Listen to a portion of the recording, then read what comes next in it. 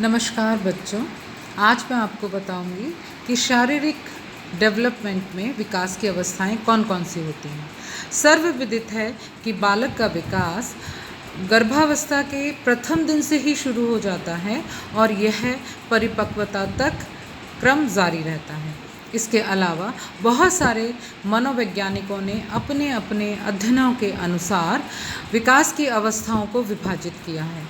जैसे हिंदू धर्मशास्त्रों में बाल विकास की निम्न अवस्थाएं जन्म से पूर्व गर्भावस्था, जन्म से 6 वर्ष शैशवावस्था, 6 से 12 वर्ष बाल्यावस्था, 12 से 18 वर्ष कौमार्यावस्था, जिसको हम किशोरावस्था भी कहते हैं।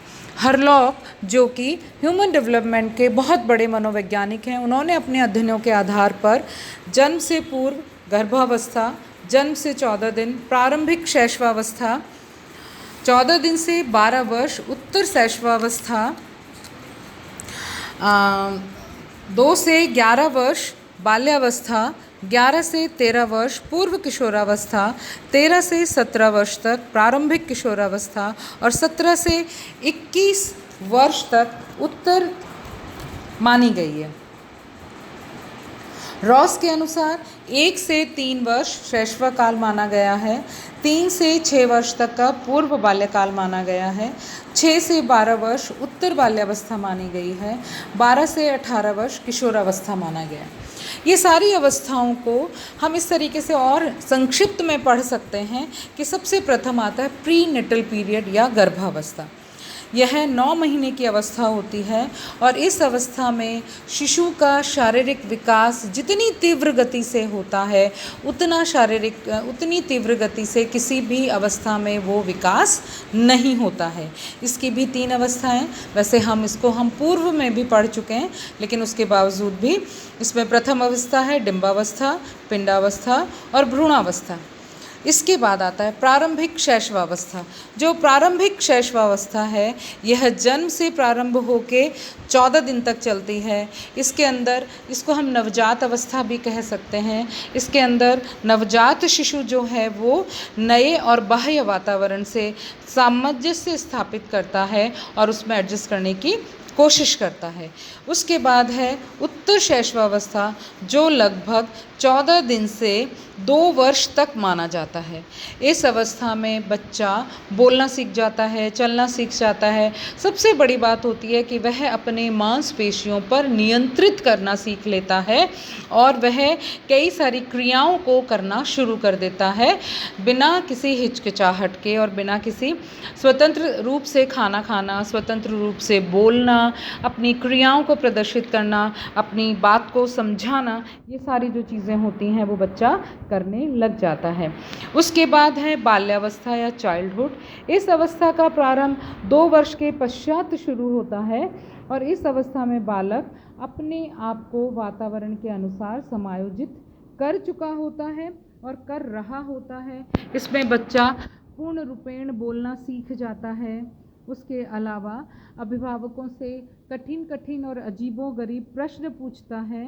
उसका मानसिक विकास जो होता है वो प्रारंभ हो जाता है और वातावरण के प्रति उसका जो जिज्ञासा है वो पनपने लगती है और सामाजिकता की भावना जो होती है वो उसकी विकसित होने लगती है। उसके बाद है पूर्व किशोरावस्था। पूर्व किशोरावस्था प्रारंभिक किशोरावस्था के पूर्व की अवस्था है। यह अवस्था 11 वर्ष की आयु से शुरू होती है, लेकिन ये लड़कियों में शुरू होती है और 11 वर्ष के पश्चात लड़कों में होती है। इस टाइम में जो बच्चे हैं, और ये अवस्था सिर्फ 2 साल के लिए होती है, इस अवस्था में बच्चों के लैंगिक विकास जो होते हैं वो तीव्र गति से होते हैं। हार्मोनल चेंजेस बहुत तीव्र गति से होते हैं और इसके अलावा इस अवस्था को नकारात्मक अवस्था भी कहा जा सकता है, क्योंकि अधिकांश से बातें जो होती हैं जिनको हम सोचते हैं कि ये सकारात्मक है, लेकिन उन बालकों और किशोरों के लिए बातें नकारात्मक होती हैं। उसके बाद है प्रारंभिक किशोरावस्था। यह अवस्था 13 वर्ष से प्रारंभ होकर 16 से 17 वर्ष तक चलती है। इसमें प्रत्येक किशोर जो है वो शारीरिक और मानसिक विकास में वृद्धि अनुभव करने लगता है, जैसे अपनी लंबाई है, वज़न है, सोचने का तरीका है।